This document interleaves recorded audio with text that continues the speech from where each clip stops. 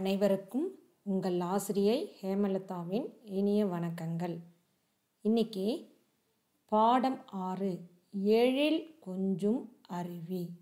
அருவின்னா உங்களுக்கு தெரியும் தானே?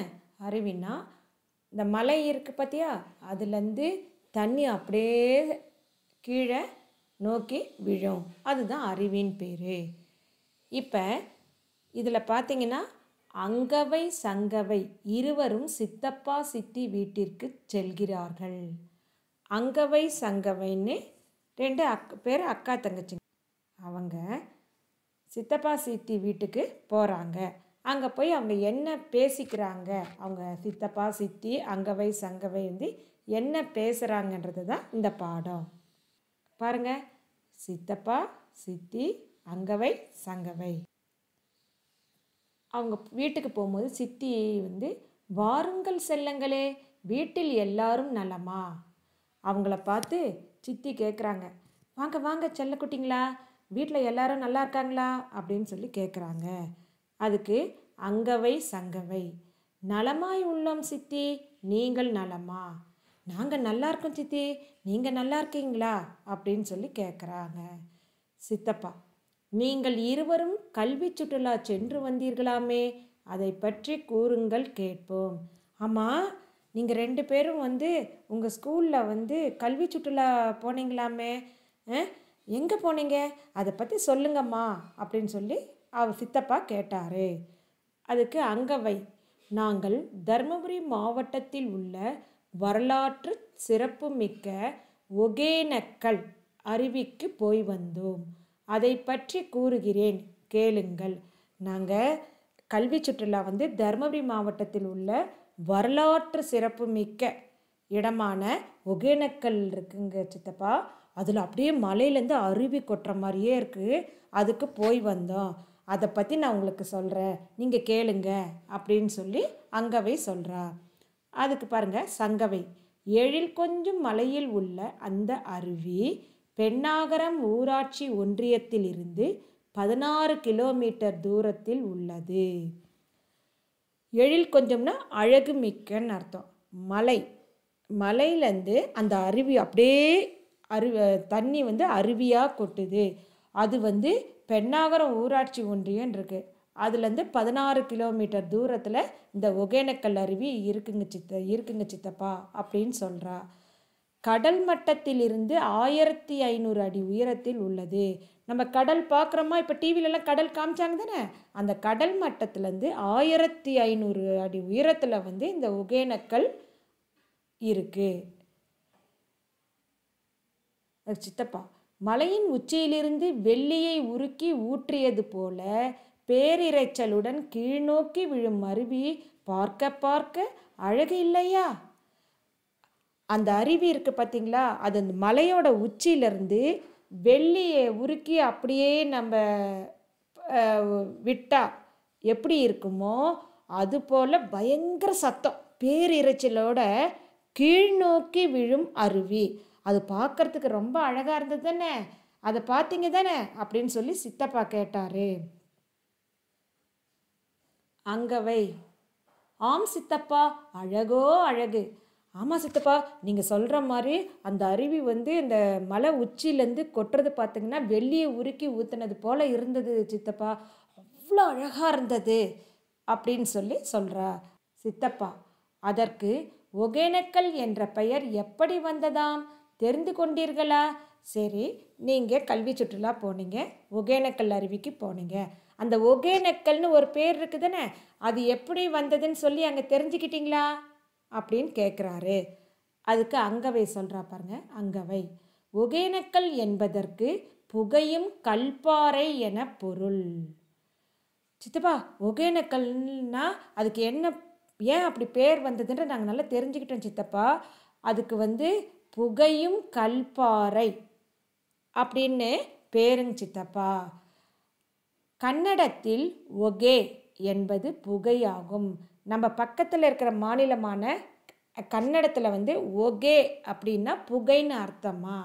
அருவி நீர் கல்பாறையில் பட்டு தெரித்து வெண்புகை போல தோற்றம் அளிப்பதால் தான் இப்பெயர் வந்தது.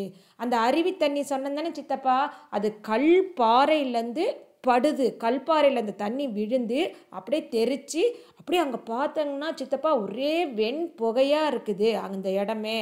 அதனால தான் இதுக்கு வந்து கல் இதுக்கு இந்த பேர் வந்தது அப்படின்னு அங்கவை சொல்கிறா. காவேரி ஆறு கர்நாடகத்தில் உள்ள குடகு மலையில் தோன்றி இங்குதான் தமிழ்நாட்டு எல்லைக்குள் நுழைகிறது. சித்தப்பா, அந்த ஒகேனக்கல்லேருந்து வரக்கூடிய அருவி இருக்குதானே சித்தப்பா, அது வந்து கர்நாடக மாநிலத்தில் உள்ள காவேரி ஆறு. இந்த காவேரி ஆறு வந்து கர்நாடக மாநிலத்தில் உள்ள குடகு மலைன்னு இருக்குது சித்தப்பா.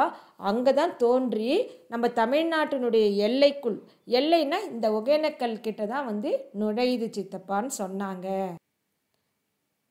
சங்கவை, உல்லாச பயணிகளை பெரும் ஆரவாரத்தோடு வரவேற்கும் அருவியில் தண்ணீர் கொட்டும் காட்சி அற்புதமாக இருக்கும். சித்தப்பா, நாங்கள் போனோமா, அங்கே அப்படியே பார்த்திங்கன்னா இதோ இங்கேருந்து தான் சித்தப்பா இப்படி தண்ணி கொட்டுது பாருங்கள். இந்த மாதிரி தண்ணி கொட்டுறது வந்து அப்படியே ஆரவாரத்தோடு தண்ணி கொட்டுது சித்தப்பா. அந்த நீர்வீழ்ச்சிலாம் அது நம்மளை வரவேற்கிற மாதிரி அற்புதமாக இருக்குது அப்படின்னு சொல்கிறா. சித்தி, அவ்விடத்திற்கு எதன் மூலம் பயணம் செய்தீர்கள்? பயணம் செஞ்சீங்க அப்படின்னு கேட்குறாங்க. சங்கவை, இந்த கண்கொள்ளா காட்சியினை கண்டுகளிக்க பரிசலில் சென்றோம். சங்கவை சொல்கிறா, இந்த படத்தை பாருங்க, இங்கே வருது பார்த்தீங்களா, தண்ணி நதி ஓடி வருதுன்னு, இங்கே தான் பரிசல். இதில் எல்லோரும் உட்காந்துட்டு வராங்க பார்த்தீங்களா. இந்த பரிசல்னு பேர் சித்தப்பா இந்த இடத்துக்கு. சித்தப்பா சித்தி, இந்த இதுக்கு பரிசல்னு பேர். இதில் தான் நாங்கள் பயணம் போனோம். என்னே அருமை! 100 அடி உயரத்திலிருந்து விழும் அருவியில் குளித்தது மகிழ்ச்சியாக இருந்தது. நாங்கள் ஒரு 100 அடி உயரத்துலேருந்து தண்ணி கொட்டுச்சு சித்தப்பா சித்தி. அங்கேருந்து வர தண்ணியில் நாங்கள் நல்லா குளித்தோம், ரொம்ப சந்தோஷமாக இருந்ததுன்னு சொல்லி சங்கவே சொல்கிறா. சித்தப்பா, பரிசலில் செல்லும் வழியில் என்னென்ன பார்த்தீர்கள்? இப்போ நீங்கள் பரிசலில் போனேன்னு சொன்னீங்க தானே, அங்கே என்னென்ன பார்த்தீங்க அப்படின்னு சொல்லி கேட்குறாரு. அங்கவை, மலை நடுவே பாதை அமைத்து அருவி நீர் ஓடும் காட்சி வெண்ணெய் உருகுவது போல தெரிந்தது. இது பாருங்க, வெண்ணெய் உருகி வருது போல தெரியுதா இல்லையா? அது 2 மலைக்கு நடுவில் பாருங்க, அப்படியே வெண்ணெய் உருகி வருது போல இருக்கு. இந்த பரிசலில் பயணம் சென்றது எங்களை ஆனந்த களிப்பில் ஆழ்த்தியது. நாங்கள் போகும்போது சித்தப்பா பரிசலில் போனதுனால எங்களுக்கு ரொம்ப சந்தோஷமாக இருந்தது.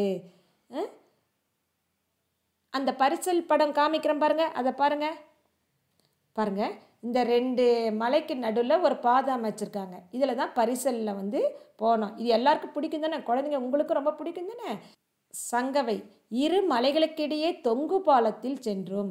அது மட்டும் பரிசலில் போனது மட்டும் இல்லை சித்தப்பா, நாங்கள் 2 மலைக்கு நடுவில் வந்து ஒரு தொங்கு பாலம் வச்சுருந்தாங்க. அந்த தொங்கு பாலத்தில் நாங்கள் நடந்து போனோம் அப்படின்னு சொல்கிறா. அங்கவை, நாங்கள் எல்லாரும் நீராடி விட்டு மீண்டும் பரிசலில் கரைக்கு வந்தோம். நாங்கள் அங்கேயே வந்து அந்த அருவியில் குளிச்சுட்டு அதே பரிசலில் நாங்கள் கரைக்கு வந்துட்டோம். உணவு உண்ட பின் மான் பூங்காவிற்கு சென்றோம். நாங்கள் அருவி மட்டும் பார்க்கல சித்தப்பா, நாங்கள் சாப்பாடு சாப்பிட்டுட்டு அங்கே பக்கத்தில் மான் பூங்கா, மானுக்குன்னே ஒரு பெரிய பூங்கா இருக்குது சித்தப்பா, அதை போய் நாங்கள் பார்த்தோம். துள்ளி திரியும் மான் கூட்டம், முதலை பண்ணை முதலியவற்றை பார்த்தோம். அங்கே மான் பூங்கா மட்டும் இல்லை, முதலை பண்ணையும் இருக்குது. அங்கே எவ்வளோ நிறைய முதலைகள் வந்து இருந்தது, அதையும் நாங்கள் பார்த்து ரொம்ப சந்தோஷமாக இருந்தோம். சங்கவை, சித்தி, அங்கே மிக பழமையான தேசநாதீஸ்வரர் கோவில் உள்ளது. இந்த பூங்கா, முதலைப்பண்ணை அது மட்டும் இல்லாமல் அங்கே ஒரு சிறப்பான கோயிலும் இருந்தது சித்தி. அதுக்கு பேர் வந்து தேசநாதீஸ்வரர் கோயில் பேர். அது அதியமான் காலத்தை சேர்ந்தது என்பதை கல்வெட்டை படித்து அறிந்து கொண்டோம். அது வந்து தர்மபுரிக்கு வந்து தகடூர்னு முன்காலத்தில் பேர். அதை ஆண்ட மன்னன் வந்து அதியமானன்னு சொன்னாங்க. அவரோட காலத்தில் தான் இந்த கோயில் வந்து கட்டினாங்க. அது வந்து அங்கே ஒரு கல்வெட்டு இருந்தது, அதில் நாங்கள் படித்து தெரிஞ்சுக்கிட்டோம் சித்தி அப்படின்னு சொல்கிறா. சித்தப்பா, பாராட்டுகள் குழந்தைகளே. அருவியின் அழகை கண்டு களித்தது மட்டுமன்றி அங்குள்ள பொது அறிவு செய்திகளையும் திரட்டி இருக்கிறீர்கள். உங்களுக்கு ரொம்ப உங்களை பாராட்டுறேன் குழந்தைங்களா, அவங்க 2 பேரையும். ஏன்னா ஒரு கல்வி சுற்றுலான்னு போனால் அங்கே இருக்கிறத மட்டும் சும்மா ரசிச்சுட்டு வராமல் அங்குள்ள என்னென்னலாம் செய்திகள் இருக்குது, அதை பொது அறிவு செய்திகளையும் நீங்கள் அங்கே இருக்கிறதெல்லாம் ஏன் வந்தது, எதுக்கு அந்த பேர் வந்தது, அங்கே என்னென்ன இடம் இருக்குது, அதெல்லாம் சேகரிச்சுட்டு வந்தீங்க பார்த்தீங்களா, அதுக்கே உங்களுக்கு ஒரு பாராட்டு அப்படின்னு சொல்லி சித்தப்பா சொன்னார். பாரு, நான் சொன்னேன்னா இல்லையா, 2 மலைகளுக்கு இடையே எங்கள் தொங்கு பாலம் இருக்குது பார்த்தியா, இதுலேருந்து இந்த பக்கம் என்ன பண்ணணும், நடந்து போய் இந்த இடத்துக்கு போகணும். பார்க்கவே எவ்வளோ அழகாக இருக்குது பார்த்தியா. சித்தி: நன்றி குழந்தைகளே, எங்களுக்கும் ஒகேனக்கல்லை நேரே சென்று பார்த்த பரவசத்தை உண்டாக்கிவிட்டீர்கள். இப்போ நீங்கள் சொல்கிறத பார்த்து இந்த படத்தெல்லாம் பார்த்தோன்னே எங்களுக்கும் ஒகேனக்கல் போகணுன்னு ஆசை வந்துருச்சுமா. ஓம். இப்போ நீங்கள் கல்வி சுற்றுலா போயிட்டு வந்தீங்க, அது மட்டும் இல்லாமல் நான் மறுபடியும் நம்ம எல்லாருமே குடும்பத்தோடு அந்த ஒகேனக்கலுக்கு நம்ம போய் பார்க்கலாம் அப்படின்னு சொல்லி சித்தி சொல்கிறாங்க. வாங்க பேசலாம். நீ வசிக்கும் பகுதியில் அல்லது மாவட்டத்தில் ஏதேனும் சுற்றுலாத்தலம் சென்று வந்துள்ளாயா? நீங்கள் இருக்கிற பகுதியில் இல்லைனா உங்கள் மாவட்டத்தில் ஏதாவது ஒரு சுற்றுலாத்தலம் புகழ்பெற்றது இருக்குந்தானே? இந்த இடத்த சுற்றுலாத்தலம் பார்த்தீங்களோ அதை நம்ம வகுப்பில் கலந்துரையாடல் மூலம் பேசலாம். இதோட இந்த வகுப்பு முடிஞ்சது. அடுத்த வகுப்பில் நம்ம பார்க்கலாம். நன்றி.